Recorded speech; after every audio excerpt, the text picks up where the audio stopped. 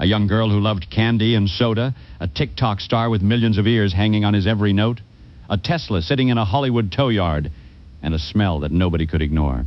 Good Americans, you've heard the songs.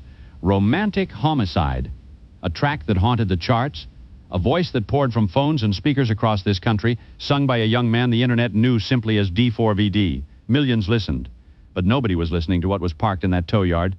Celeste Rivas Hernandez was 14, a first-generation American daughter of Salvadoran immigrants who worked and hoped and built a life in Lake Elsinore, California. The neighbors at the corner store knew her face.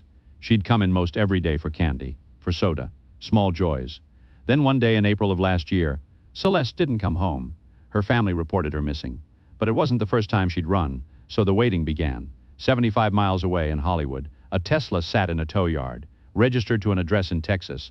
On September the 8th, somebody noticed the smell. Authorities opened that front boot, and inside a cadaver bag, they found what remained of Celeste Rivas Hernandez, head and torso, severely decomposed.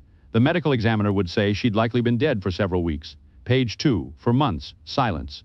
No cause of death announced. Records sealed by a judge in November to keep the investigation from prying eyes. The internet, meanwhile, spun its theories. What was the connection between this missing girl from Lake Elsinore and the singer whose voice filled the night? Then in December, a grand jury started hearing evidence. And when the singer's own father, Dawid Burke, fought a summons in a Texas courtroom, he inadvertently revealed what California had kept quiet. His son, David Anthony Burke. D4vd himself was the target. Thursday, the Los Angeles Police Department made its move. David Anthony Burke, 21 years old, arrested for the murder of Celeste Rivas, held without bail. The case heads to the district attorney on Monday. His representatives once said he was cooperating. Now he sits in a cell. A girl who bought candy at the corner store never came home, and the voice that sang of romantic homicide may have been singing about something far more real. And now you know the rest of the story. Good day.